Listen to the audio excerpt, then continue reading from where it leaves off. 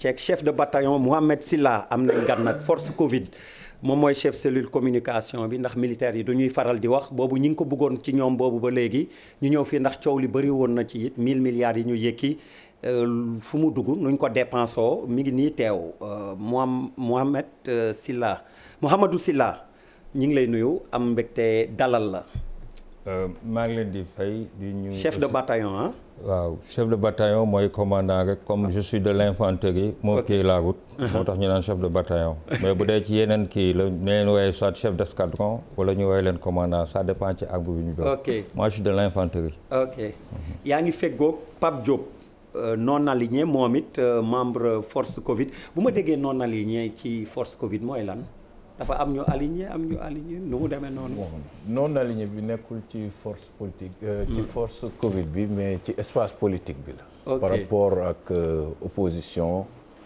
extrême et les non alignés. dañu jëloon donc ku nekk ku bokk ci ku jéggi ku bokk fële pour ñu ñëw bokk ci liggéeyu force Covid bi. donc ci comité de suivi am na majorité présidentielle. am na opposition am na non aligné. am na aussi société civile. alors chef bataillon kon laay doore 1000 déjà gis nga ni laaj bi bindoo 1000 milliards 1000 questions coow li bëri woon na lool ci koppar yi naka ngeen ko dépensoo ñan ñoo jot ñan ñoo jotul ndax dem na fi mu waroon a dem ndax mun ngeen jàkkaarloog sénégalais yi ne li ñu nattoon ci koppar yi dem na fi mu war a dem ci tënk. doo ma may ma tënk ndax daaw ba léegi nit ñaa ngi wax def ngeen seen émission jël seen temps ñun ñu ngi fi depuis 10 heures da ngeen ñuy may. liñ doon wax a rëy. waaw liñ doon wax a rëy mais. waaw lii moo ko gën a rëy. dëgg la lii nekk na loo xamante ne du caaxaan. nga may ma nuy d'abord borom kër gi. nuy leen yéen ñi ma dalal ak ñi ma fi fekk. gërëm aussi ki nga xamante ni ci article 2 bi nga xamante ni décret bi ko créé daf ma jël ne man da ngay amee communication bi muy le général François Ndiaye. ndax cette communication c'était pas évident. 1000 milliards 1000 questions vous aurez la véritable réponse aujourd'hui il y aura pas 1000 réponses. mais loo gis dafa am démb am tey am suba. dañuy dem tuuti ci démb. mbas mi ngi commencé Chine.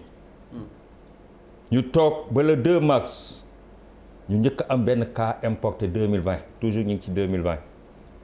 ñu toog ba le 11 mars 2020 ñu ne lii pandémie mondiale la. bi ñu toogee tamit ñu xam ne problème bi taxaw na mu am décret bu ñu njëkk a jël muy le décret 781. portant dérogation des marchés publics ñu toogaat ba mu yàgg cas yi commencé ñëw à Touba ñu décréter état d'urgence mooy le décret 830 le décret 2020-830 du 23 mars 2020 comme on est face à l'urgence il fallait véritablement créer force Covid-19. parce que ñun lu ñuy def rek dañ koy lal ci yoon ndax loo xam dafa am ay militaires am lépp ñun dañu am encadrement juridique mais aussi dañu am encadrement communication ndax c'est une communication de crise defuñu information. le décret 884 et le décret 2020-884 daal di créer ce qu'on appelle force Covid-19 nit ñi dañuy dégg force Covid-19 daaw ba léegi di ci wax mais xamuñu nu mu demee moo tax tey ma ñëw pour leeral leen ko. lan mooy force Covid-19. dafa am ce qu'on appelle un conseil stratégique qui est dirigé par son excellence monsieur le président de la République qui est le chef suprême des armées. mu am li ñuy wax un comité technique boobu aussi c'est dirigé par le ministère des finances bi nga xamante ni moom mooy assurer secrétariat bi mais aussi daf ciy liggéey avec des ministères sectoriels bu leen neexee mën nañ ci xuusaat ba ci kanam. nit ñi di commencer di wax foofu dama xam naa ne question bi da ngeen ma ko doon poser mais dama leen ci njëkk. nit ñi commencer naan lu tax defuñu comité de pilotage xam nga nous tous on a été à l'université nous tous on a été à l'école concept sémantiquement da ngay xam lan lay signifier ndax ñi nga xamante ni ñoo ñu jàppale muy ci partenaire technique yi dinaa ci ñëwaat mun nañu liggéey ak comité de suivi ñu tuddee ko comité de pilotage xam nga lu tax parce que ñooñu état la ñuy liggéeyal ma bëggoon ñu xam ne comité technique comité de pilotage mënul am comité de suivi moo am moo tax état bi am vision avec le décret 2020-965 daal di créer ce qu'on appelle le comité de suivi pour la mise en œuvre des opérations force Covid-19 mu constitué 30 membres 30 membres yooyu ñan lañ nit ñi ñu ngi wax rek d'abord damay féliciter opposition balaa maa tudd ñeneen pourquoi parce que ils ont répondu à l'appel parce que boo nekkee situation crise ñu ne guerre la ñoom dañoo ñëw teew mu am ñu ñuy wax leen non alignés te tey Pape Diop toogal leen fii mu am la majorité parlementaire mooy ñi nga xamante ni dañoo ànd ak pouvoir bi mu am aussi l'opposition parlementaire mu am aussi les syndicats mu am tamit la société civile mais également en dehors de cette société civile également dégg nañ fi nit ñi doon ŋàññ bi ñuy wax li ñuy wax pourcentage yu nit ñi nga xamante ni jot nañ tel un perçu parce que ñun dañuy liggéey ak ANSD may dalal xelu sénégalais yi que ANSD bi muy ñëw di def chiffre yooyu dafa basé wu par rapport ak 1,100,000 yi nga xamante ni déclaré nañ ko may profité wax la du 1,100,000 ñun def nañ travail ba pare c'est 1,086,146 personnes ñu liggéey ci aussi am ay outils informatiques ñu ci liggéey aussi avec waa ADIE bi loolu weesoo dafa am article 2 bu décret 2020-965 bu ne comité bi mën na adjoindre ay compétences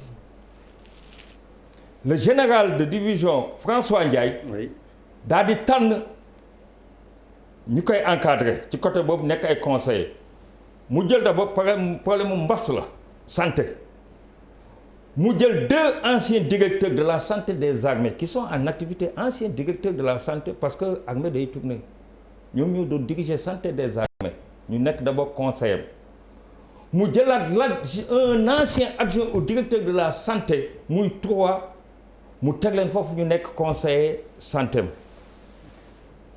mu jëlaat encore koo xamante ni il a été sous-chef d'état non Pape Der Abdoulaye Der dañoo bëgg mu leer parce que daaw ba léegi nit ñaa ngi wax da ngeen ñu may dañuy wax li nga xamante ni dañoo bëgg mu leer parce que on est la personne ressource mais dañuy wax mu leer non may leen ma buuba gana la dëgg la militaire nga sax mais nag grand non dañuy leeral xam nga la moo tax buuba xam nga la moo tax buuba xam nga la moo tax na leer way buuba 1000 milliards et puis grand bi dafa mel non wëri koñ bi moo grave non yow gi da télé lañu nekk non daf leen grand bi nu ko ne na dem xam nga tey ban malchance ngeen am xam ban malchance ngeen am da ngeen dajeeg journaliste ne yéen damay teg galon chef de bataillon bi teg fële gis ngeen li ñuy wax xam nga lu tax may wax nii parce que armée dafa garaaw tey su ma fi waxee lu ma warul wax dama nekk ak samay nawle damay nekk ak ñoo xamante ne xam naa ñooy ñen te wóor na ma chef d'état-major mi ngi déglu wóor na ma aussi yeneen autorités ñi ngi déglu mais attention mais fii plateau télé ñii buuba bàyyi coupé nit ñi du jàll dafa yàgg bàyyi leen commandant de bataillon waaye yéen chef de bataillon Boubacar dafa yàgg mais yow damay ñëw ci côté musique non damay ñëw ci côté musique moom la kon bàyyi ma continuer tey journal nga daje mais la ma rek bi mu ñëwee bi ñu jëlee ñooñu ñu jëlaat encore quelqu'un qui a été sous-chef d'état-major parce que ñu c'est de grandes personnalités ils sont soit général ou colonel jël un élément du génie qui a été aussi directeur qui a été aussi chef de corps du génie parce que dañuy wax infrastructure dañuy génne xaalis boo xam ne day dem ci tabax te ñun dañoo war a saytu booy saytu nag da ngay saytu indi ay compétence yu war ndax Napoléon doon na wax ne compétence boo xamante ambition boo xam da ngay am compétence am da ngay wut compétence amoo compétence am crime la moo tax ñun ñu gaaw ba léegi nit ñaa ngi wax bi ñu ñëwee aussi mu jël encore logistique quelqu'un qui a été sous-chef d'état-major mu jëlaat aussi un personnel de soutien mooy ñan mooy si chauffeur yeeg ñi nga xam ñoo leen jàppale jël encore ñi nga xamante ne c'est des gendarmes et des policiers parce que foofu dañuy ñëw après ci problème bordereau de livraison yi mu jël encore ñooñu mooy ñi nga xamante ne tey ñoom ñooy réclamation yi def ak loo xam ne jaarul yoon ñoom ñooy def enquête bi di un policier directement ñooñu mooy ñi nga xamante ni ñoom ñoo ko constitué ci diggante bi tamit bi ñu paree balaa maa jox kàddu Pape Diop parce que effectivement maa ngi commencé yàgg tey dinaa leen ko may ñu def les 14 régions def les 45 départements def également les ci 552 communes yi ñuy def ci le maximum léegi nag xaalis bi nan la ñëwee c'est bon à savoir bu ngeen bëggee ma ñu wax leen xaalis bi nan la demee ak nan la constitué bu leen neexee ñu dugg ci beneen kii parce que dañ ne 1000 milliards. lan la ak lan lañ ci dépensé loolu moo ñu tax a indi. te comme man benn question laa bëgg ngeen posé te nee na nga 1000 questions da ngeen may ma wax tënk lépp que boobaa une question ngeen di posé ñu gagné du temps. 1000 milliards yi nan la demee. léegi dafa am sa état dafa am ay partenaires techniques ak financiers. état bi liggéey. ñooy dajale. mu nekk 651 milliards 008 millions 006 millions ñooñu mooy ñan mooy Banque mondiale FMI mooy Fonds monétaire international Union européenne Allemagne Agence française de développement bi ñooñu pare Banque ouest africaine de développement Banque africaine de développement UEMOA Banque islamique ñu dajale loolu muy 652 milliards ñuy liggéey ak 8 banques au Sénégal bu leen neexee après mën nañ ci ñëw bi ñu paree état bi jël 102,25 millions. milliards ou millions 102 milliards virgule 25 millions muy participation état bi. bi ñu demee encore ba ci biir. mu am élan de solidarité nationale. loolu mi ngi ci internet bi. muy 19 milliards 958 millions de francs muy contribution sénégalais yi loolu lépp boo ko boolee xam nga mu lay jox ñaata. moo lay jox 773 milliards 214. dans un premier temps mu am lu ñuy wax fonds décaissable kii dina ci ñëwaat léegi Pape Diop mu nekkoon 624 milliards virgule 6 mu amaat encore benn fonds bi nga xamante ni. moom mooy non décaissable maanaam liy dem ci tarif douanière yi ak fiscal yi mu toll ci 371 milliards virgule 6 yu nga xamante ne moom la ñu jël dajale ko mu joxe ensemble boobu muy 773 milliards donc xam nga ba léegi jotuñu ko mais dafa nekk loo xam ne dafa dynamique tey 1000 milliards nekkatul 1000 milliards c'est 1000 milliards 1014 milliards danañ ci gën a ñëw j'ai un peu trop parlé ma bàyyi tuuti Pape mu ñëw ci yeneen question après ñu gën see dugal. balaa muy waxaan benn laaj laa koy laaj. man dafa am lu ma jàpp ci force Covid bi c'est pas peut-être le plus important mais coow lu leen toppoon ay koppar yoo xam ni dañ ne woon dañ leen koy jox ndàmpaay bon xam nañ ñi leen ñi ko waxoon ak fi ñu ko waxee sax. ah waaw jërëjëf dañ leen doon dàmp dégg nañu loolu ñun. ñaata la woon ndàmpaay li dàmpooguñu. dàmpoogu leen. dàmpooguñu léegi peut-être de nuyu leen remercier ci opportunité bu ñu may aussi comité bi pour ñu waxtaan parce que sànq bi ngay wax ni ngi ne fan ngeen def 1000 milliards yi. oui parce que question boobu dañ koy dégg lu bëri ba mel ni comité bi ñoom ñoo yore 1000 milliards. bu ñu fàttalikoo ci historique bu ndaw rek. mbas bi bu mu taxawee. président de la République moo def programme. ñu tuddee ko programme de résilience économique et sociale. programme boobu mu def budget bi mooy 1000 milliards.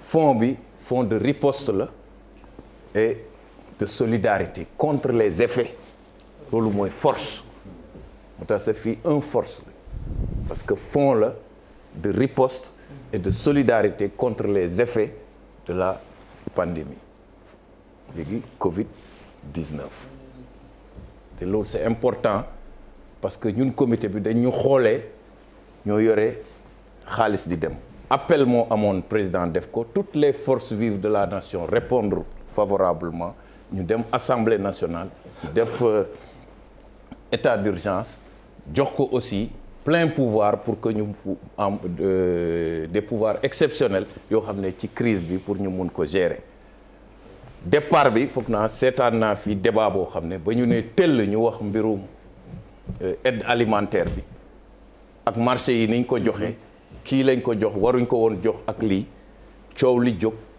ñu créer par décret le comité de suivi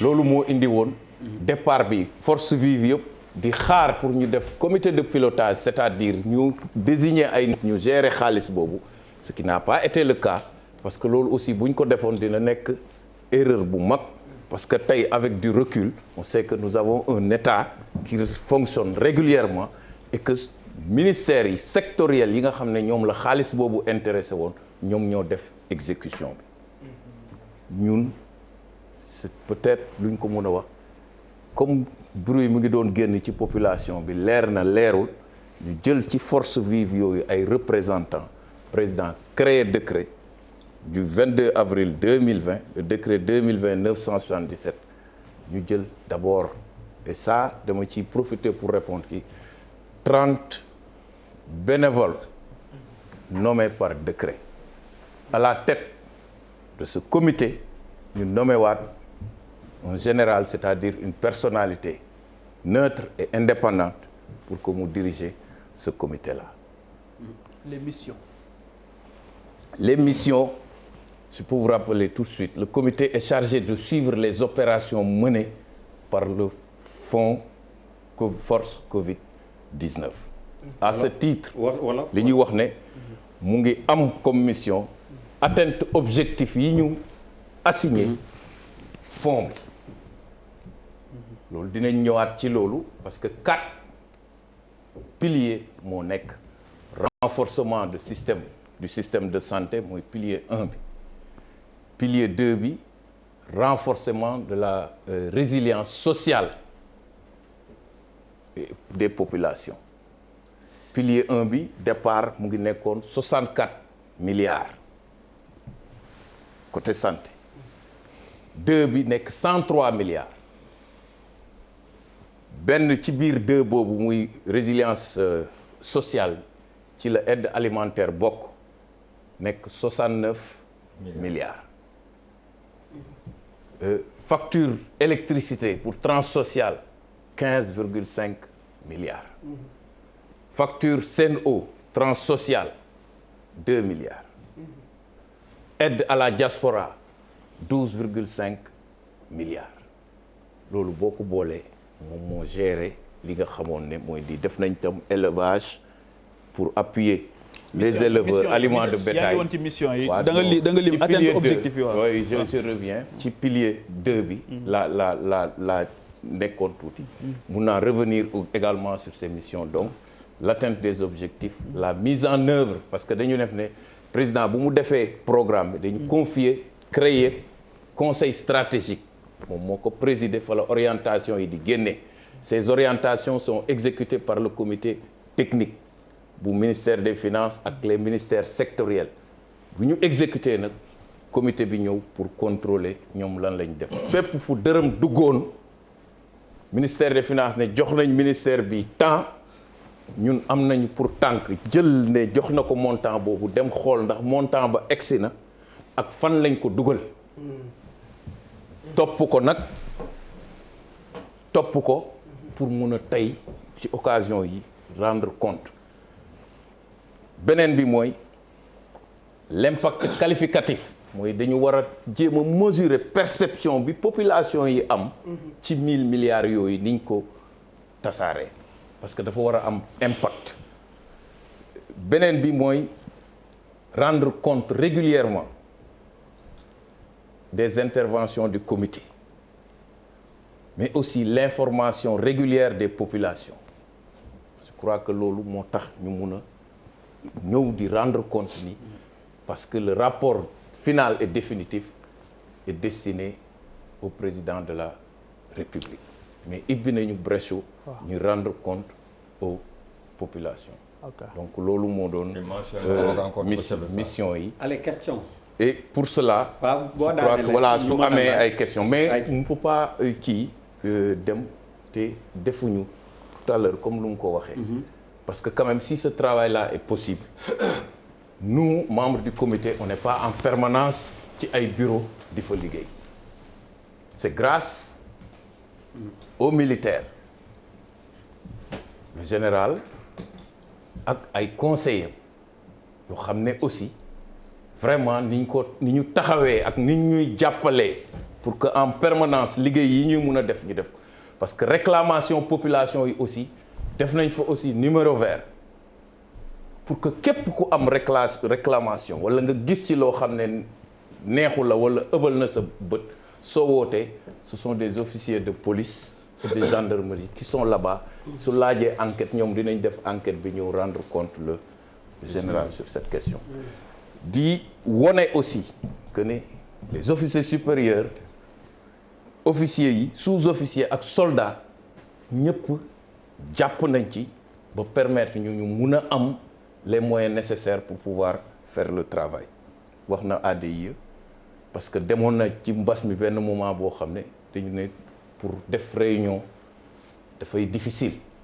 réunion physique donc il fallait ñuy def ay visioconférence ak wax na ko ANSD donc en gros 4 piliers yi ñu war a jàpp waxoon naa ñaar yi santé résilience sociale mais aussi renforcer la stabilité macroéconomique et boobu foofu volet boobu moo gën a jël sax xaalis parce qu'il fallait soutenir les entreprises en difficulté il fallait préserver les emplois et à ce titre am na lu ñu def ci foofu et montant bi gën a bëri fa la nekk beneen 4e volet bi c'était l'approvisionnement normal en denrées de première nécessité en produits pharmaceutiques et en hydrocarbures pour 77 milliards parce que période bi affaire bi di am état d'urgence am on a pu vivre mënoon na gën a graaw su fekkoonte ne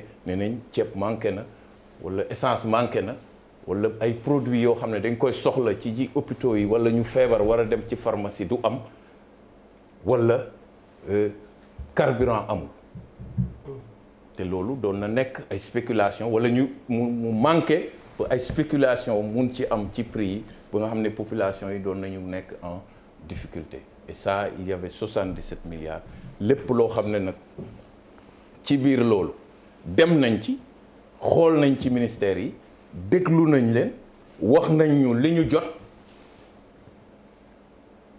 ministère des finances wax ñaata la leen jox recoupement yi ñu ngi koy def am na ay difficultés mais quand même lan mooy difficulté yi dinañ ci dikkaat Pape yaa ngi rokkos rek allez Papis yow laa jox pour première salle looy laaj waaw non du mais en tout cas ci tableau bi daal waaw Pape Diop commandant Aïcha chef de bataillon ñu déglu waaw Sylla ñu leeral waaw non du question directement damay restituer benn préoccupation des Sénégalais par rapport à général mais dama bëggoon commencer par commandant moi je l'ai connu lieutenant dañoo am histoire bu yàgg parce que à l'époque Walfadjri c'est moi qui faisais les directs pour les 4 avril c'était lui notre consultant il était lieutenant aujourd'hui je le retrouve commandant j'en suis fier c'est un bon collaborateur alors commandant félicitations et puis di la laaj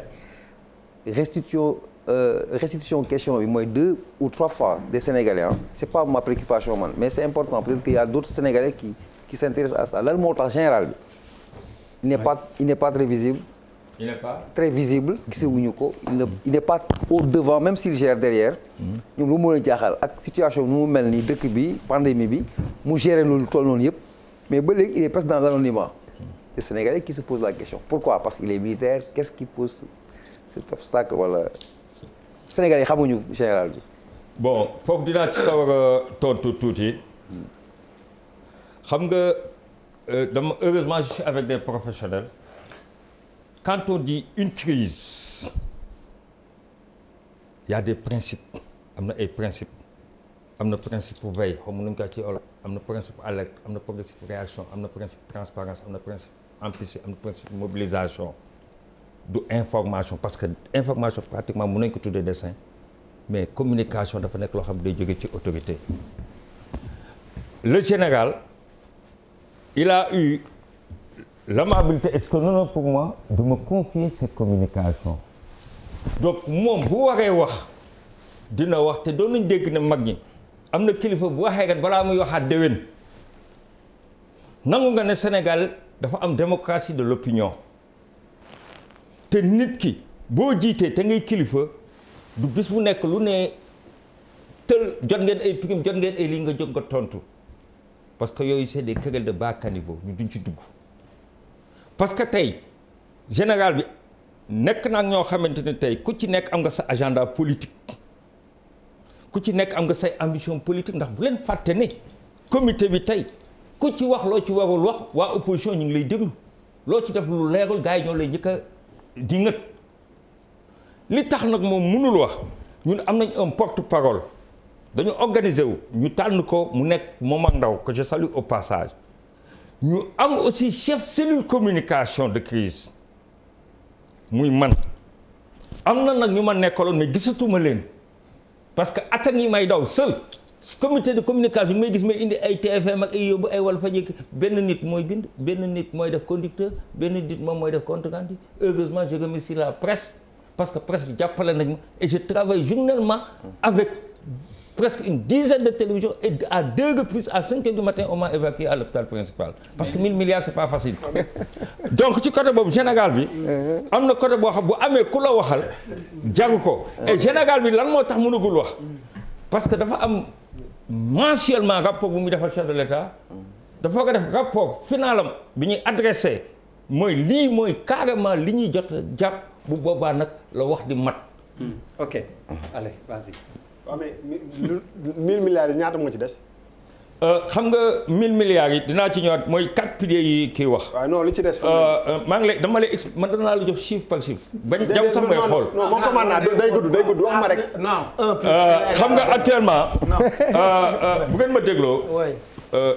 parce que seen plateau bi c'est très suivi et c'est très important et je suis très content de venir mais buuba tak may parce que man kenn ma saax-saaxee li may wax nii non defal naa mais bu ci dugg sa yoon newu si non xam naa yaa ngi waaj mais bàyyi ma wax ak moom non xam naa fi mu waaj mais bàyyi ma ak moom il te provoque waaw non c'est vrai voilà merci beaucoup constaté mais moo ko mën télé aussi xam nga télé am na timing je suis journaliste aussi également mais xam nga man tamit damay communiquer li nga xamante ni moom mooy li am parce que man tamit dama nekk ak samay nawle te waruma fi wax loo xam ne dañ may gën ñu may wakkante ne commandant ma wax lii ñaata moo des ci xaalis bi actuellement dafa am fonds bu dynamique dépensé nañ ci muy 676 milliards mun naa la ñëw ci moo tax ma bëggoon dugg ci calcul yi non day gudd 676 milliards léegi ci 676 milliards yi dafa am li nga xamante ni moom mooy lii dem ci olof kii nanaa ko ma tudde ci olof lii dem ci affaire tarif taxe douanière yi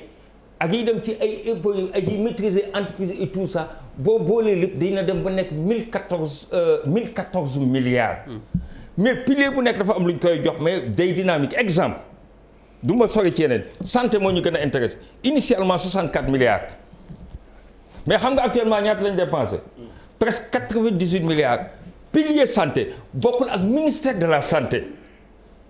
parce que yow léegi ñi nga doon liggéeyal pour kaa gisatoo leen. xam nga engagement citoyen dafa am. non dafa am foofu laay ñëwee. xam nga la parce que man xam nga lu tax. man Sénégal jaaxal na. non ba tu sais buñ la non mais. non cellule communication laa la cellule communication mais il faut même cellule communication c'est-à-dire que il faut ñu d'accord ci benn affaire. su ay nit waree gérer lu mat 1000 milliards pour di ko xool mais ñooñu dañ leen war a fay. c'est-à-dire man ko ci budget bi parce que. sëñ Fatou Diop ànd na ak yow. non xam nga lan moo am solo. ñiy yore 1000 milliards di ko gérer di ko superviser pour mën a gérer loolu mun di déplacer wu. mun di dem mën a bàyyi seen yenn yitte yi mais fay leen du gàcce. te parce que xam nga yow tey jii nii boo waxee que ni ñu bëri gi bénévolat bi moo tax ñu bëri gisoo leen engagé wu après gisoo. mais parce que yow 1000 milliards bu dee yow li nga gàddu yëpp. yaa ko bëgg a gàddu da ngay dem hôpital da ngay feebar te loolu ñun on a xaaral rek ma eggali donc dama bëgg a wax que ni même ci approche bi du ay affaire non aligné kii nekk ci parti bi ak affaire boo leen bëggee gérer 1000 milliards nit ñi dañ leen war a fay xaalis boo xam ne bu voilà. mais souvent sax dañu naan amuñu salaire. mais voilà jeton de présence yi souvent tamit parce que loolu aussi indemnité yooyu. voilà loolu aussi dafay indi problème beneen bi mooy que yéen da ngeen war a jaar service commercial parce que même 1000 milliards boo koy gérer prétexte plateau télé du prétexte pour communiquer ak gars yi non dëgg la parce que ci biir gestion wu 1000 milliards yi da ngeen war a am benn volet communicationnel boo xam ne daf leen di permettre parce que émission bi ñëpp koy seetaan mais du ñëpp ñoo koy seetaan évolution mbir mi Sénégalais di ci nekk parce que tey jii nii mën ngeen ñëw ci émission bi def fi seen exposé wax dem mais fekk njëriñ bi mu war a am di ko war a am maire yi tëdd nañu xale yi nelawi nañu ñenn ñi dafa nekk loo xam ne ci processus bi même da ngeen war di communiquer nit te loolu dafa war a bokk sax ci budget li ngeen xam ne 1000 milliards parce que boo gérer 1000 milliards transparence bi dafa war a nekk loo xam ne c'est pas à la fin c'est pendant ngeen di dérouler ak activités yi ñu xam parce que li ngeen ñu wax fii yëpp même c'est des militaires on vous croit et tout ça mais bu dee xel rek ngay convoqué lu si gën a bëri doo ko mën a maîtriser on te dit on met 400 milliards ici ay milliards la ñuy wax waxuñu ay 1000 quoi wala ay millions xam nga mais pour prétexte benn 1 heure de temps sur une émission télé pour peut-être dalal xelu nit yi moi je trouve que médecin après la mort la da ngeen ko waroon def période bi ngeen xam ne yéen a ngi déroulé. pour que nit ñi xam ne 1000 milliards yi président de la république nekk à disposition de sénégalais yi. fii lay jaar opportunité yu mu leen di jural ñu teel ko xam bu ñu ko waree dem jëli ñu jëli ko. mais fa lañ ko soxla non xaaral rek. mais commandant chef de bataillon il a raison fa lañ ko soxla woon ndax fa lañ ne am ngeen ay koppar te amul. xam nga li ñu wax. mooy 1000 milliards yi encore une fois. ministère yi. ñoo ko gérer. ñun bi ñu créer comité bi dafa war a fonctionner. lan est-ce que mën ngeen budget war na il faut mu am siège am table am mobilier de bureau. am et cetera les per diem voilà ont été soulevés. voilà cette question. Oui. bañ ko waxee. waaw. nañu delluwaat nag tuuti un peu en arrière mooy période bi mbas mi ñëwee. bett ñëpp tiital ñëpp Sénégal jaaxle ku ci ne di xool ndax bu tey jii dina la fi fekk waaw walla déet ñu def appel à la solidarité nationale entreprise yi joxe kay jaay caaf joxe ñeleen ñëpp di laal seen def seen loxo seen poche di joxe ba ñu ñëwee ba ñu gis li ñu joxe wax na ko léegi mu nekk presque 20 milliards te sénégalais yi ñoo ko joxe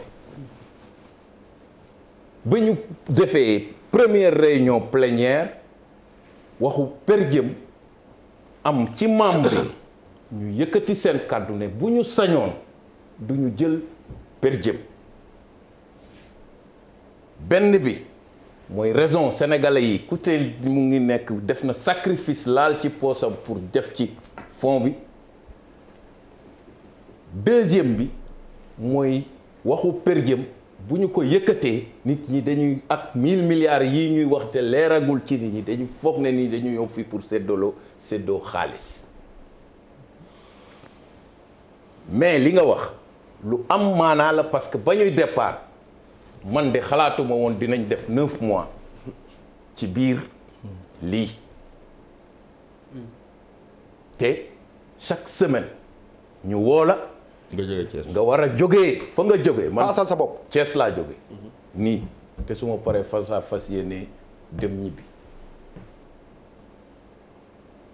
kon sacrifice la dem nañu jël ay risques ci période boobu dafa wax 45 départements moom maa nekkoon chef d'équipe bi ñi demoon Sédhiou ba ñuy wàcc ci aérodrome Kolda xaw ma bataillon lañ koy wax blindé char de combat ñoo ñu escorté te période boobu ñu ngi ci digg kii bi nañ delluwaat tuuti rek ci weer yi affaire yi amee nga bàyyi sa famille dem foogoon ne da ngay doxantu comme Dakar wala lee sax pour dugg dem rek la ne bëreet ay char de combat topp la de Kolda à Sédhiou ngay dem di yéeg ay bac di wàcc ay soldats topp la c'est l'occasion aussi de remercier véritablement ñooñu parce que affaire bi boo ko déggee ci biti da ngay foog ñii sax dañuy caaxaan mais vraiment li ñu daj ci liggéey bi man gis naa ne bu ñu doon fay lu ñu jox matu ko ndax entre Bounkiling nga dem combien à partir de Sédhiou ñëwaat fanaan xëy ñu ne la bu domp te gis nañ la fa militaire yi di def fan yi nga jaar ci tëli wàcc ci bac génn ñu jaaral la ci tëli piste yi ci L200 yi dem ba mu yàgg ay garab di daanu ngay génn piste bi di daw ci biir ay àll lu ne mënoon fa am pare dem ñu fanaanal la ci hôtel boo xam ne démb ngay yëg ne ña ñu doon mettre en quarantaine ci kii bi gox ba ndekete foofu la ñu nekkoon nga ñëw war a fanaan war a dund ay yoo xam ne leneen la daje ak regroupement chauffeur daje ak dawalkatu Jakarta daje ak tailleur dugg sous préfecture ñépp di wax seeni problème daje ak comité yi nga xam ne ñoo doon ciblé pour joxe aide alimentaire bi ñii di def seeni réclamation ñii di wax ne amuñu ñii ne waroon nañoo am ñii ne li ñu leen jox dafa tuuti donc su fekkente ne nit ñi suivre nañu parce que li mu wax tey amul benn action bu ñu def boo xam ne télé couvriru ko rajo couvriru ko wala réseaux sociaux yi couvriruñ ko chaque séance su ministère bu ñu dugg suñu génnee ministre bi dina wax benn membre comité bi dina wax général bi taxaw ñaata la ñu wax ne loolu la leen ministère bi jox ñoom lañ ñu wax ñun lañ ci jàpp ñu laaj leen tamit ay këyit pièce justificative parce que départ bi lii nii ñu am tey ci comité bi yombuloon da nga daan ñëw ñu defal la visio tableau rétroprojecteur oui on a reçu ceci on a fait cela telle dépense telle dépense telle dépense telle dépense nga ñëw taxaw danaa di hey af munta demee nii wax du wax këyit mooy génne mooy firnde way tey mun naa wax ne à cette date ministère yépp malgré début bi am na ay difficultés pour ñenn ñi indil la seeni këyit mais tey fii ñu toll bi boo xoolee dernière semaine bi il y a 15 ou 20 jours yëpp kii toog nañ fi dégg ñu wax du ñu joxe du ñu sax déglu comité bi du ñu dem sax OFNAC et cetera et cetera mais tey en tout cas voilà su dee am na question tamit dama am question en droite ligne par rapport ak li nga wax c'est important mooy dafa am ñoo xamante ni aussi dañ leen xëy na ay bonne volonté ñoo ngi ci comité bi mais dafa am ñoom dañ leen tàggat ci xam këyit bu yenu maanaa ak bu yenuwul maanaa pièce justificative bu yenu maanaa ñu mën ko confronter mën a remonter mooy inspection générale d'État wala Cour des comptes wala sax OFNAC sax mën na ci am yoon est-ce que ñooñu am nañ place ci seen dispositif bi wala ndax dañuy ñëw après en appoint pour mën a saytuwaat yéen li ngeen def xam nga ñooñu dañ leen créer te am nañ seen liggéey te lii dina leen intéressé ndax li nekk ci budget état bi la ñoom après dinañ def seen liggéey mais ñun am na yërndu boo xam ne buñ ko defee peut-être ka nekk fële xam Pape Diop ci politique ak position ak lan la ko xamee suñu ne lii leerul mu ne leer na ci li mu gis mun naa dal xelam comme mun na koo bañ a dal ndax li tax ñu jël kii couleur bi kii couleur bële kii couleur bële kenn obligé wu ci pour mu wax ne kat man li ma gis leer na wala leerul mais ba au-delà de ça waaye non damay ñëw ci boobu mooy man sama taxawaay benn inspection général François Ndiaye ñuy wax ne vérificateur bu armée ce sont des inspecteurs tout ce qui est budget de l'armée dem ci biir camp yeeg yëpp ña koy vérifier mooy lu mu la wax conseiller yooyu ñoo ne ci biir ñoo ñuy gindi ñoo ñuy won ci ñàkkulit ci biir ñi nga xam ne ñoo nekk ci biir comité bi tey su doon ne dañoo ne mbiru droit je crois que ay non damay lay wax rek ay nda ñoo xam ne spécialiste lañu ci loolu ñu ngi ci biir on a 4 commissions am na n'est-ce pas donc tey bu ñu ne woon comité rek ñu nommé mun nañ ñëw ci biir comité ba ku ci ne fekk yow bu ñu nee soxlaa yëfu juriste mais tout de suite ci dans le comité il y a un juriste suñu buggee comptable ou vérificateur ou leneen il y a des auditeurs des consultants des experts comptables etc. qui exercent ce métier. mais est-ce que dans le suivi. oui est-ce que dans le suivi daje ngeen ci ak ay tappalekat ay kaawu tappale. kaawu tappale noo ko mun a waxee tappale ci xaalis bi tappale ci voilà ma wax la ci département Goudomp dem nañu foo xam ne dañu nañu 30 tonnes ceeb dafa manqué dafa réer mais bi ñu ñëwee ñun parce que soo wàccee ci dëkk bi ci gouverneur ba la ñuy dem c'est l'occasion aussi de remercier nos autorités administratives qui nous ont beaucoup aidé waaw non service commercial bi du ñàkk du ñàkk parce que bés bu rapport pare ak yooyu je crois que dinañ ci mën a dem mais c'est dire que dañuy wax ñaata lañ ñu jox bu ma génnal ci loolu. bu ñu demee gis gouverneur dafa mel ni tous les chefs parce que ni kii bi tëddee woon s'il vous plaît dañoo defoon comité national de gestion de la pandémie mu am comité régional comité départemental comité local bu ci nekk autorité administrative bi mooy président les chefs de service district wala région médicale développement communautaire et cetera ñooñu ñooy constituer les maires ñooy constituer comité yi ba à la base mu am comité yoo xam ne population yi ñoom ñoo ko constituer boo gisee bi loolu am na ay problème ba ñu demee gis nañu mais ceeb bi feeñ na parce que ci ab magasin lañ ko tëjoon ba gars yi di kii bi ñu indee affaire yi Sénégal peut-être retrouver nañu que ne magasin de stockage pour aide alimentaire bu crise amee loolu war nañ ko seetaat ñu defaraat ci lu bëri ndax ci lii war nañ ci tirer ay leçons pour alors Maître El Hadji Diouf mais nit ñi bi ñu xamee ne comité bi day ñëw suba ñoom fexe nañu ba ceeb ba génn ba ñu ñëwee ci comité bi di réunion ci la ñu soulever affaire boobu ñu génne ceeb bi wax ne dañ ko fàtte woon ci benn magasin ki yore woon caabi ji moo def ni mu def ni mais caabi ji gisaat nañ ko loolu pour jox la benn rek mun naa la wax it ab dëkk boo xam ne ba tey ji jëluñu seen ceeb ndax dañu ko gedd ah oui problème baa ngi fi mu ngi fii ci département Bambey parce que ay difficulté ak problème la bu am ci kii bi la dernière mission bu ñu def il y a une semaine allez may leen Maître El Hadji Diouf ñaari laaj problème politique la village dafa am lu Bouba dafa wax lu am solo waaw may leen Maître El Hadji Diouf moo laaj may ma tuuti Maître parce que tey on n'est pas au barreau Bouba li nga wax ni résilience bi ñëpp ci gis seen bopp la presse je les félicite. On est à plus de 600, je peux même avoir 700 diffusions. On travaille avec 12 télés, journellement. Puis, il n'y a que des archives. Deuxièmement, résilience, il faut toucher aussi la presse. Il faut vous donner des remercier l'État.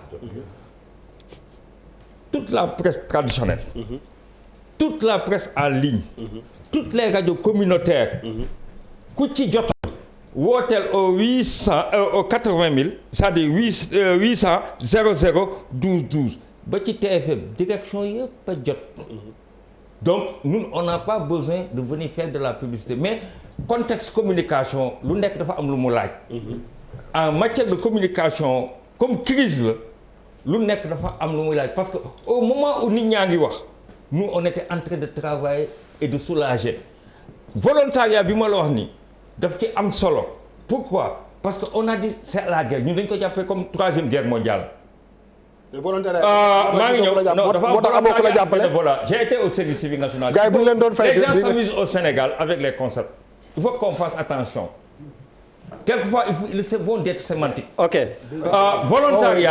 volontariat ak bénévolat bokkul. oui situation bi taxaw na ñun dañ doon wax 3 mois 4 mois lay durer.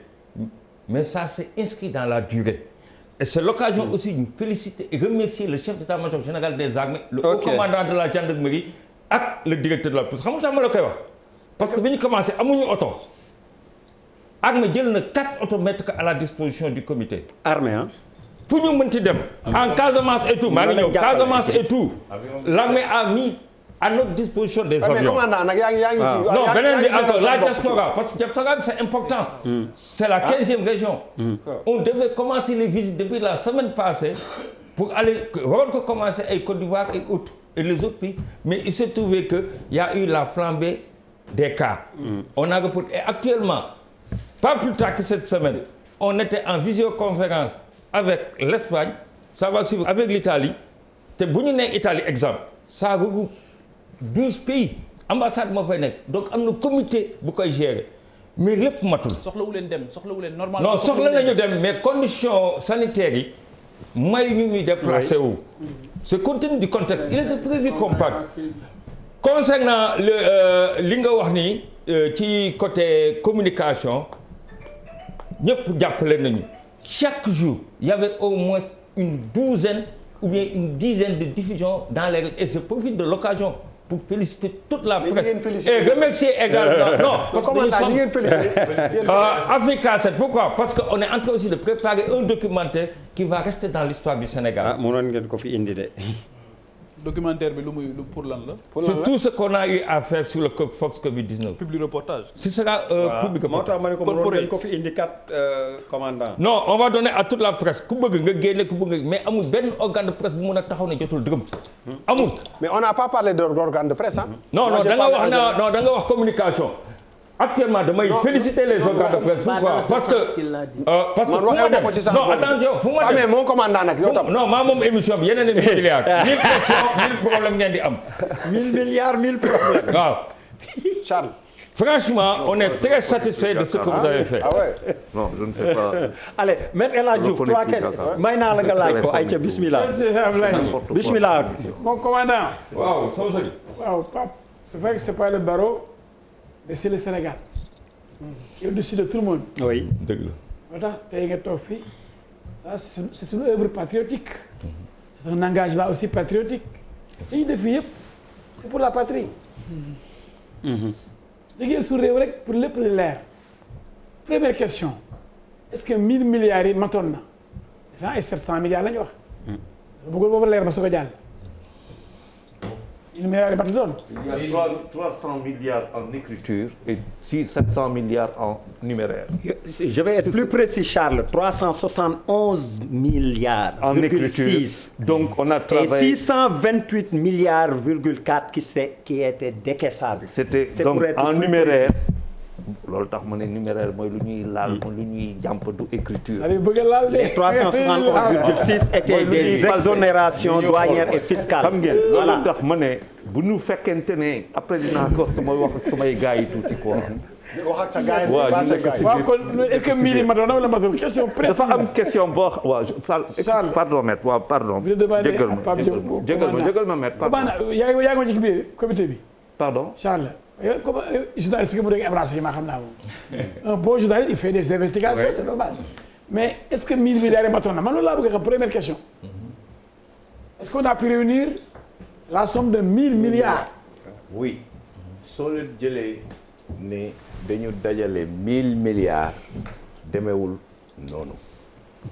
Mais c'est ce qui est sur le rapport quand même, c'est ce qui est sur le rapport d'exécution du budget et qui est parti à l'Assemblée nationale en 2020. Comme il a c'est comme il a dit. C'est parce qu'on ne sait si on s'écoute bien, on va comprendre. Exactement. Parce que affaire bi tam 628 milliards virgule moom moo nekkoon lu décaissable. C'est ça. disponible leneen li écriture la. leneen li les taxes et tout ça. Voilà. mais yéen da ngeen di jël TVA ñu war a dem reverser ko. Voilà. état bi au lieu mu jëw nga reverser ko mu doog la ko joxaat comme subvention. Voilà. mu bàyyee la ko. Exonération. wala nga dem 24 mois pour doog a ñëw indi ko. waaw kon laalu leen 1000 milliards laalu leen ko. non du ñun ñooy laal grand. non waxuma yéen enfin jëfandikoo wu leen 1000 milliards. mais après il faut monsieur le. dafa laaj moom mooy tontu moom mooy. gis nga li ngay wax nii. li tax mu intéressant mooy. Sénégalais yëpp en majorité. nii la ñu apprécier yëf yi. dëgg la moo tax question bu. donc c'est une question Sénégalais ñëpp am seen connaissance non ça veut dire. dañ ko leeral Sénégalais ba mu leer. non ça veut dire quoi. ça veut dire c'est très sérieux quoi. et on parle de milliards si on peut vraiment. yaa ngi woon sa kaw portable. moom muy wax ñoom ñooy yaa ngi sa kaw portable. non. non man je mettre en face de moi. non damay wax. c'est-à-dire que man bii non c'est-à-dire je regarde. j'apprécie la situation. bu muy wax affaire bi leer na. voilà ce qui est décaissable il y a ce qui relève de ristourne wala kii de l'État du Sénégal leer na nañ mu wax leneen. non attends si leer na nañ. ça veut dire que 1000 milliards atteindre nañ ko wala déet. non ils ont atteint. mais li la wax tamit dëgg la. ils ont atteint une remise de dette fiscale. oui mais entre ce qui est décaissable et les exonérations effectivement. ça fait 1000 milliards. ça fait 1000 milliards 1000 milliards ça fait 1000 milliards. Charles a raison. ça fait 1000. c'est pas pour moi la question. xam naa li ngay wax. ça veut dire. ils ont posé non dañu poser ay deux affaires yu am solo mais bu fekkente ne on est dans l'émission ñuy jàpp affaire bi premièrement dañu ne ça a été difficile pour ñoom d'avoir des éléments yuy ñëw de ministère ñoom ils font que des suivis après à un moment ils les ont dit déedéet nous on veut pas des choses comme ça ne pièces de caisse yi nañ ñëw ce n'est que récemment qu'ils ont pu. Oui. Mais au nom de quoi ils ne peuvent pas avoir les documents ça yu ñu ko soxla. je connais mes questions. La première question est. mais Charles li mu wax tamit dëgg la. mais dama poser question rek man ne ma dëgg leen lu dëgg dama doon laaj. beneen affaire bi met ba mu may. non s'il vous plaît. ma may poser question. may naa la ko. waaw beneen affaire bu mu wax fii dafa ne. disons je travaille pas sur 1000 milliards je travaille sur 700 milliards ou les 600 et quelques milliards. c'est-à-dire 1% sax comment veut-on gérer des milliards te 1% sax teguñu ko ci fonctionnement ba. mais moom laay wax sànq. 1% c'est 6 milliards. pour mu dox normal. avec 6 milliards ñoom ils sont pas 2000 ils sont pas 5000 ils sont pas 20 000. on a même de quoi mettre en place avec l'ADIE benn kii graphique benn plateforme graphique. foofu kat coow sénégalais yi. yu bëri rëy la miñ naan dañoo ñëw bëgg séddoo sama xaalis bi da soxor ak opposition boo xam ne temps yooyu bëgguñ lu may yàq deru pouvoir c'est ça la vérité aussi. waaw mais quelque part aujourd'hui man damay wax je suis militaire et je suis à équidistance des partis politiques je parle au nom de l'honneur et au nom du serment. Ce comité, c'est la version achevée du Sénégal. C'est des gentlemen de l'opposition. C'est des gentlemen également du parti au pouvoir. C'est des gentlemen également qui sont des syndicats qui sont là-bas. Au début, bi ñu ma nee communication de crise bi yaa koy gérer toog naa lu mat fukki fan nelawuma parce que dañu waxante dëgg. Sénégal, c'est la démocratie de l'opinion. Et je suis tenu par le devoir de réserve. Je ne peux pas aller à des crises de Borne-Fontaine. Mais wax dëgg yàlla.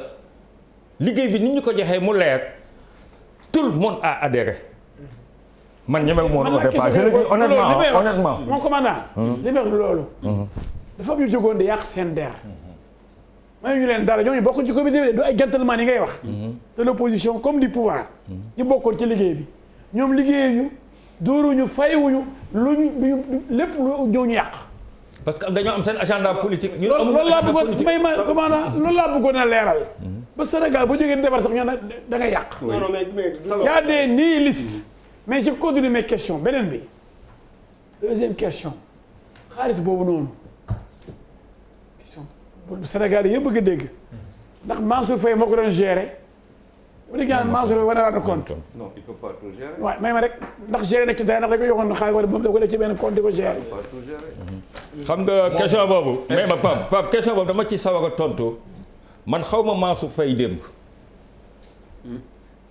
xaw ma Mansour Faye bëkki démb te intéressé wu et j'ai donné 2 fois mon sang pour le Sénégal parce que dégg nañu wax yu bëgg ñu koy wax.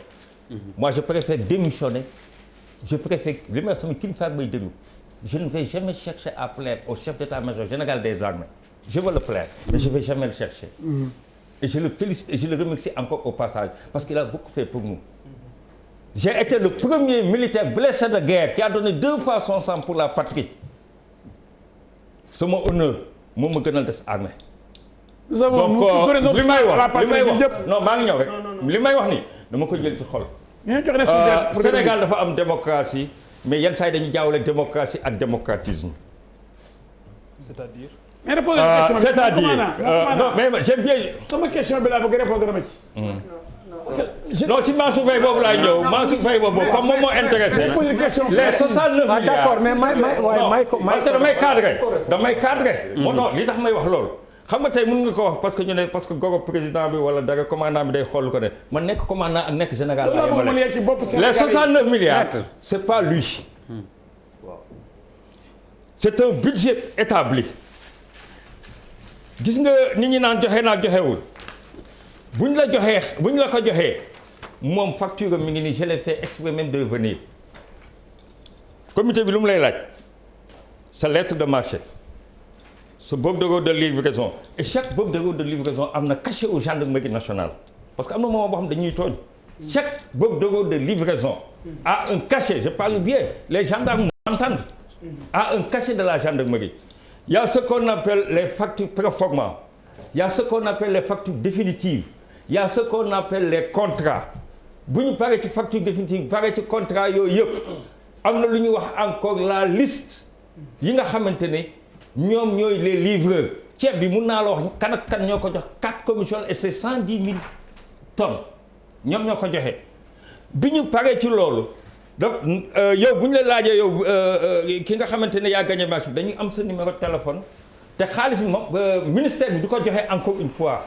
xam nga kan moo koy joxe. lu nekk posam. virement lay nekk bancaire wala mu nekk chèque mais le marché est ouvert c'est le décret ñun ci ay liggéey ñun kay rek la ñuy liggéey et je parle sous la supervision d'un avocat le décret 2020 781 moom mooy joxe dérogation des marchés léegi yow bu fekkee am nga ba pare gis nga kii bu ñu ko mënee def gros écran danañ la ko kii mooy lancement marché bi bu fekkee am na lu xew ci kaw wala xamuñu ko mais kii mooy cahier de commande beneen bi ñi ngi wax ay joxewul justificatif gis nga ku ci nekk am nga sa agenda politique ñun loolu intéressé wuñu xam nga lu ñu intéressé y a une note circulaire bu génn bu ñu ne dama leen koy liigal mu leeg parce que dégg nañ ci lu nekk démocratie d'opinion mais tey dama ñëw pour mu leeg nañ parce que même man sama mbokk ñi ngi may woo di ma laaj xaalis boo xam gisuma ko. moo tax ma posé la question bi defal nag gis nga dañu ne non même 2 secondes à la fin de la gestion 2020 tous les départements ministériels bénéficiaires de ressources au titre force Covid-19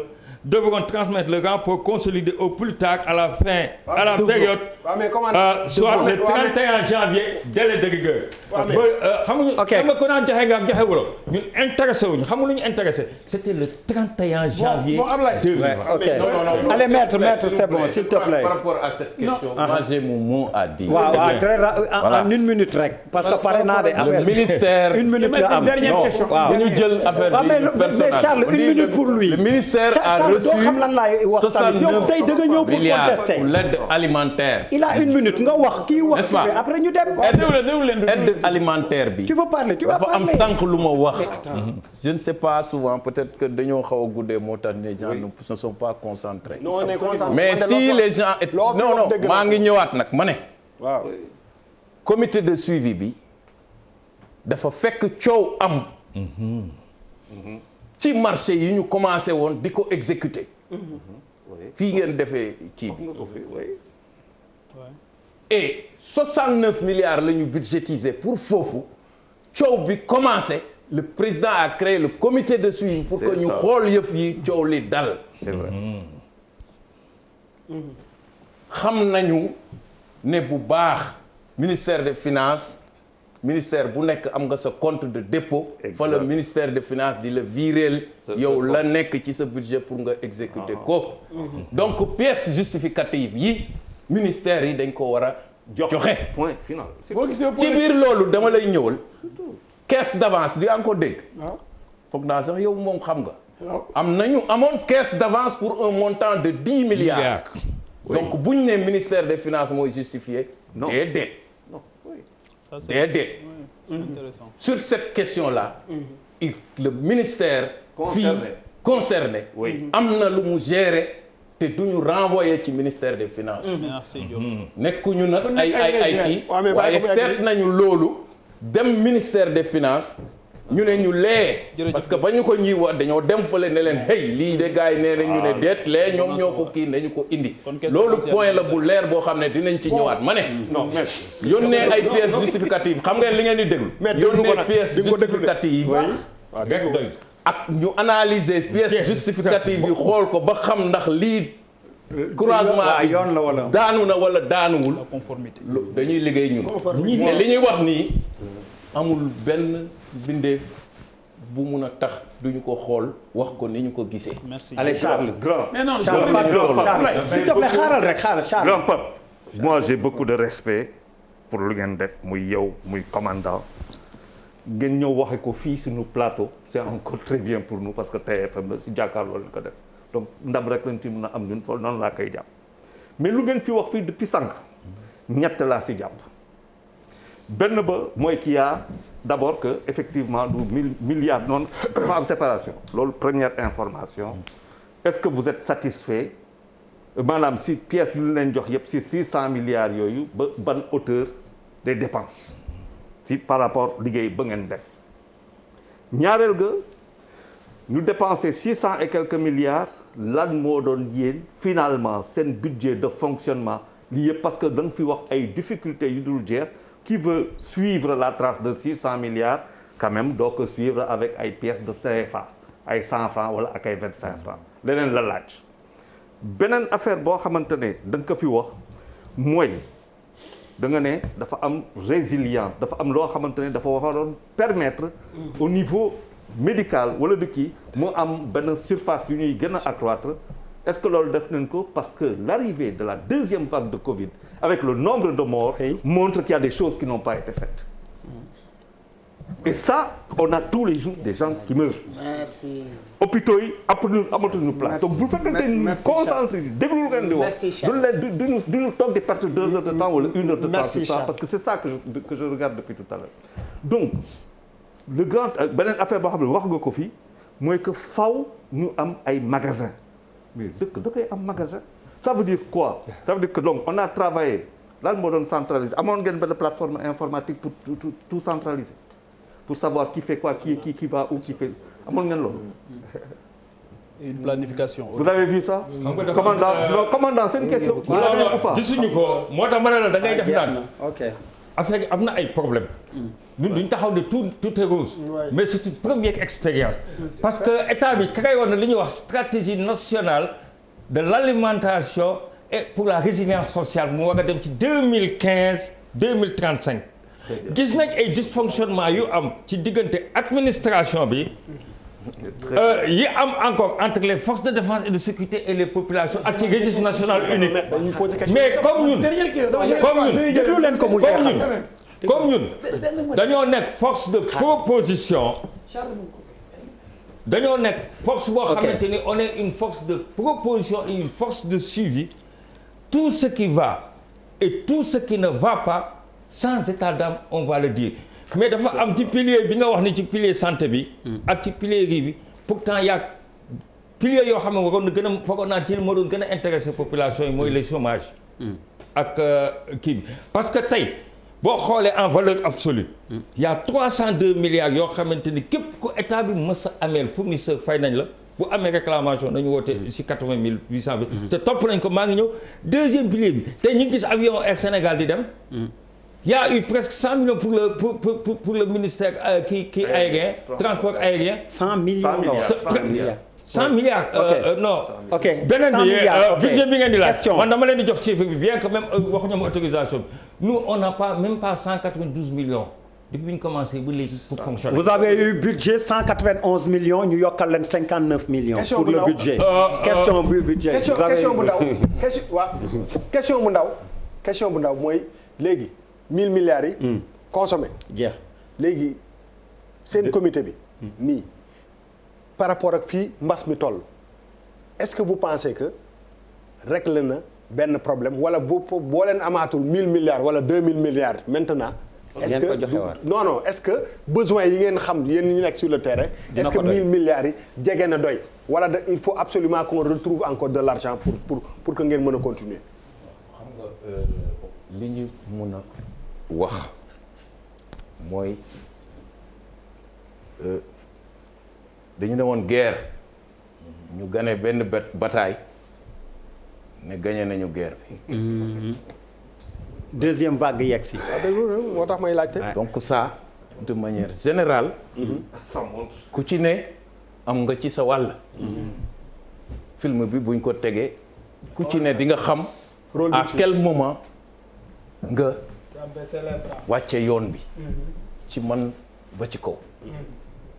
mais guerre bi jeexul la preuve foog naa tey la gën a tar ba ñu amee benn mort ñëpp mobilisé wu décision yi jël ñu génne 1000 milliards. tey par jour dañu am ñaata mort. tey 11 te xaalis amul. allez Pape Djibril juste balaa ngay jël. on a compris. lan la ñu war a def. lan la ñu war a def tey. ba dañu defoon presse def programme bi def ci 1000 milliards gagné woon nañu ba ñëpp ne affaire bi jeex na te dem nañ fi comme hôpital principal parce que dañ doon xool salle bi dem nañ ba visiter salle yi kii réanimation urgence nga ñëw fekk léegi benn lal mu occupé ñu wone yeneen lal yi yëpp libre nan lañ doon liggéeyee les gens sont contents. On est reparti ñu xaw a lâché ñu ne apprenons à vivre avec le virus et cetera et cetera. tey nag yëf yi ñëwee nañu neneen. lal ya desoon viddoon léegi fees na ba amatuñu lal. et on n'a pas 1000 milliards. et pourtant. mais mooy la question te maintenant on n'a plus. c'est la question amatuñu 1000 milliards. alors Pape Djibril, qu'est-ce qu'il faut faire je crois. question pour Pape Djibril, juste pour ta préoccupation. ARMP audit annuel des marchés va vérifier la régularité des marchés et puis tamit la loi de règlement 2020 Cour des comptes. J'ai les informations. dinañ jël en compte aussi ta préoccupation. c'est bon Pape Djibril der benn bopp rek nga yor yoroo kat munoo nekk fii ba pare nekk fële ci yenn bureau yi. ayca bismillah waaw li ma bëgg a wax rek mooy. source déjà moi damay féliciter damay féliciter maître ne ko ça s'appelle source. man damay féliciter armée bi ci confiance bi nga xamante ni bi mbiri jaxasoo. suspicion bi bari coow li bari ñu ne xaalis bi du dem fii ñenn rek lañ xalaat ne bu ñu ko gérer nit ñi mën nañ ci am le cœur net. muy l'armée ñu jëli le général François Ndiaye. en son temps dañ ko rafetlu woon général François Ndiaye ñëw présider ko li nga xamante ni moom mooy comité bi mais là n'était pas le problème. te feeñ na ci waxtaan bi ñun suñu problème au départ lan lañ waxoon la constitution du comité ñi nga xamante ni ñoom ñoo bokk ci comité bi. ak lan mooy mission comité de suivi ak fan la yem yan prérogative ngeen am ak fan ngeen yem quelle que soit la volonté bu ngeen mën di am on n'en doute pas seen bëgg Sénégal kenn werante wu ko mais le problème mooy dafa am loo xamante ni métier la am ñoo xamante ni ñoom ñoo ko xam bu wér mooy wàllu contrôle. l'Assemblée contrôle l'institution et am na ñu jàngul école ñu ko nekk. oui ma yeggale wala. si ñu ngi ci yoon rek. ma yeggale léegi au départ par rapport à la constitution du comité la question bi ñu posé woon mooy où sont les planificateurs où sont les gestionnaires te question bi nga xamante ni moom la Charles posé pose en toile de fond la question de la planification parce que encore une fois l'horizon était incertain marre d'incertitude la ñu amoon donc li ñu gënoon a soxla moo doon planification donc aujourd'hui le comité machallah am ngeen volonté am ngeen lépp mais on ne peut pas être jugé parti même le comité doit être contrôlé waxuma la ñi mu contrôlé ji woon de mais même le comité ci boppam doit être contrôlé comprendre nga donc moo tax sànq ma laaj sama question ma ne et ça n'a rien à voir avec le comité ma ne ban place le IGE amoon ci comité bi ban place parce que am na ci liggéey boo xam ñoom rek ñoo ko mën a def ban place la Cour des comptes amoon ci liggéey bi ndax am na liggéey boo xamante ni ñoom rek ñoo ko mën a def parce que fañ mën a egg ak expérience bi ñu am ñoom rek ñoo ko mën a waaw daane la leneen li nga xamante ni faire nañ ko ressortir moo tax pour man le comité de suivi était une excellente chose mais liggéey bi nga xamante ni pour man war nañ leen ko dénkaat mooy le retour sur expérience les recommandations et les propositions parce que je suis sûr que li ñu dajal ci résistance ak problème duñu ko wax mais surtout que commandant. Surtout commandant. waaw mais Pape dina ko wax. man ko Pape Diop dina ko wax. waaw ko commandant waxul donc moo tax sànq bi ñuy wax difficulté ak problème. man li may xaar mooy la nature des difficultés. et la nature des problèmes. xam nga nag kaay leen ma wax leen dafa dajeek ñu def première partie boo xam ni vous le reconnaissez dafa motoon. ba pare ñu def la différence ñu def la différence entre la communication commandant Sylla fait un excellent travail mais la communication c'est pas le contrôle. C'est pas le contrôle, ça n'a absolument rien à voir. Donc il faut que ñu repréciser aussi les choses à l'endroit. xam ne les corps de contrôle coow li nga xamante ni jógoon na au départ. ba comité bi juddu corps de contrôle yi rek ñoo ñu ci mën a dimbali. xam nga lu mu leen di ñaan. wuyu ma ñu dàq ko ba beneen. dàq ba beneen yoon baax na mais li mu du mën a déglu. la dernière question de Ben El Hadj Diouf waaye balaa peut-être ñu malal nee na baax na une place merci. Charles avait vous parlé. Aïcha bismillah ñu boole ko benn yoon te tàggoo. au budget alloué à la santé. clôture faible. ci 1000 milliards yi. et aux agents de santé. waaw le matériel pour motiver leen. ak pour defar hôpitaux yi tabax gaaw ay hôpitaux c'est vrai defar nañu rapidement président inauguré na yeneen. c'est vrai defar nañu centre de maladies infectieuses. professeur Seydi. dem naa ci keroog inauguration bi. mais dafa des. moi je pense que c'est vrai que dañu accumuler retard ci affaire santé. dañoo dem la daan teg gis conditions yi ni ñu tëdd ci suuf. nga dem Albert Royer yi ni ñu tëdd ci suuf ci enfant xale yi.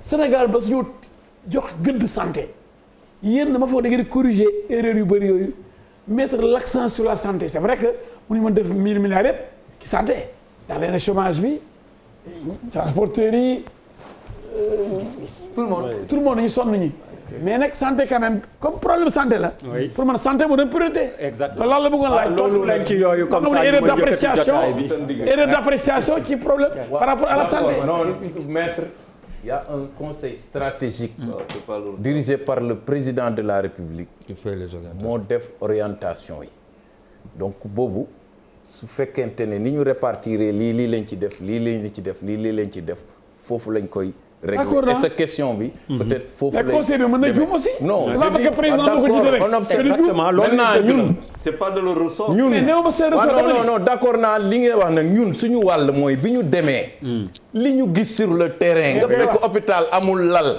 mais attendez-vous à ce que rapport final les recommandations yi nga xam ne directement ci comité bi lay jógee dem ci président de la République du am dara lu des dina jot situation bi Sénégal nekk ak loolu beneen bi mon ami Pape Djibril d'accord IG am na liggéeyam ñun c'est pas que comité bi def na que IG warul def day dem topp Cour des comptes c'est pas que comité bi def na du def liggéeyam day dem topp mais comité bi compte tenu situation bi ni mu demee woon su amuloon ñaata yoon la fi Cour des comptes génne rapport gars yi ne c'est politique ñaata yoon la IGE génne topp benn nit débat comme bi ñu defoon fii rek moo fii ñëw c'est politique mais bii politique yi ñoo koy defal seen bopp yàlla na bu mu am benn werante te macha allah ba fi ñu nekk nii malgré composition bi naka la être critiqué les forces non je dis excusez-moi je dis les forces vives parce que comité bi soo xoolee composition bi mais da ngay gis association des consommateurs maître Massokhna Kane y a comment dirais-je opposition tous ces mangas y a l'honorable député Issa Sall ci les non inscrits comme la majorité est représentée etc félicitations liggéey ngeen ah dëgg na jaay il y a les ministères sectoriels boo ñëwee nga fekk ni kii bi mais en tout cas bés bu rapport bi définitif génnee final ba ñu jëppal ko président de la République mais bien sûr que lii dafa war a nekk fële dafa war a nekk gis nga boo gisee pièce justificative yi ñu koy def mais lii histoire retiendra que dans 10-20 ans ku soxla dossier da ngaa war a dem ci fële di def sa recherche wala li nga fekk fa pièce justificative yi lii amee woon nga mun a bind sa mémoire étudiant wala leneen et nous avons l'armée dañoo xeex pour am loolu mais vraiment évident commandant l'histoire étudiant bu war a dans 10 ans war a def rapport wala mémoire wala su demee fële dina fa fekk archive yi ministère doon bañ a joxe parce que su doon dañoo ñëw rek ñu wax ñu nii ñun ñu dem bu ñu ñëwee fii ci suñu kaw la ñuy dal et ça on est parfaitement lieu de rendre hommage un hommage appuyé à l'armée nationale l'armée du Sénégal. Merci. Connaissons la rigueur de l'armée. te defe naa ne ñoo imprimé cette marque. chef de bataillon defe naa li mu wax doy na conclusion de. merci. jërëjëf jàmbaar yi les militaires c'est des jàmbaar. goût d'inachevé un peu. parce que heure bi la rek temps bi la. et c'est important parce que daaw ba léegi dañuy dékku. mais ñun toujours. on va dans la musique pour éviter la démesure. waaw da ngeen tase actualité bu jël temps bi rek ma xuus tuuti. 2 minutes nga may nga gars yi 1 minute. constat yi ngeen def. ñun li ñu def am na côté yu bëri doxul. li Pape Djibril wax retour à l'expérience. c'est important parce que c'est quelque chose qui n'était pas prévu dans la durée. actuellement man avant ma ñëw émission bi foogoon naa damay taal dama doon nelaw.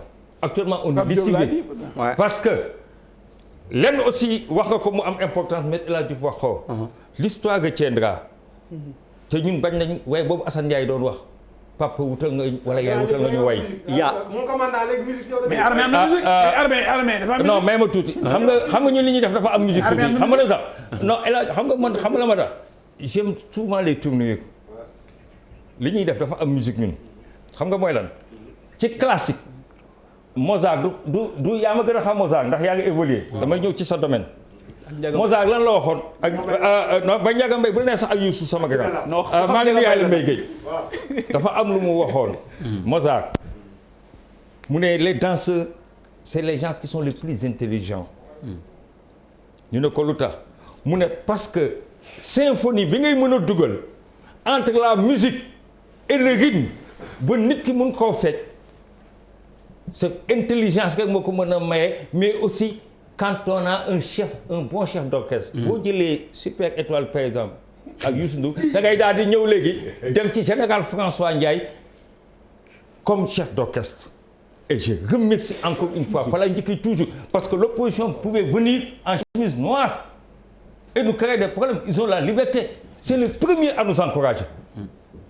damay am carrément honnêteté waxo et deuxièmement ñun li ñu def baax na et ça nous a permis de l'expérience. point fort yi bindoon naa mais mu tuuti mu wax la quelques points faibles yoo xam nga remarqué nañ ko. jaru ko par exemple boo xoolee économie bi 2 laa la ci litteel. non dama lii point faible pour ngeen bañ a foog ne man réegu ma avant may ñëw. pour ngeen bañ a foog ne du ñu ñëw pour défendre qui que ce soit. xoolal y a des côtés noirs mais comme on est une force de proposition une force de recommandation on ira jusqu'au bout. oui. parce que man dama bëgg su ma doxantoo état-major que samay naw rek bu ñu ma gisee. ñu naw ma samay doom aussi bu ñu ma gisee ñu naw ma. ay ca deux terminé nag léegi ne wax ne résilience bi aussi. résilience bi. ak ma def na ci tuuti en son sein. parce que bi pandémie bi commencé là damay rendre un vibrant hommage à l'état-major général des armées nekk ma fa de man xam nañ ma lu ma bëgg a wax dama koy wax te ak ni ma ko sentiree mais je vais mettre la forme. résilience bi nan la demee tout ce qui est catholique durant toute la phase jàppale nañ la avec le chef d'état-major et son sous-chef d'état-major et son équipe ñi nga xamante ne encore ay musulmans lañ tout le mois de Ramadan jàppale nañ leen ñun ñi nga xamante ni on a essayé des blessés de guerre dañuy jékki-jékki toog face à cette Covid le chef d'état-major général des armées mu xëy ñu ne ma xaalis bi ñoo la ko jox pour le sang investi pour ta nation et compte tenu du Covid donc ils ont joué leur rôle ba pare jël ay avions ay hélicoptères jox ñu gendarmerie aussi jël des agents assermentés teg ko ci loxo on félicite également le haut commandant de la gendarmerie mais beneen bi nga xam moo doxul on a constaté un manque de coordination bu am entre les forces de défense certains ministères et certains administratifs et on va tirer les leçons mais aussi nañu remercier le chef suprême des armées qui a eu cette idée même s'il y a des failles. merci beaucoup merci commandant beneen yoon incha allah xam naa mu gën a yaatu ñu leen di remercier pour une première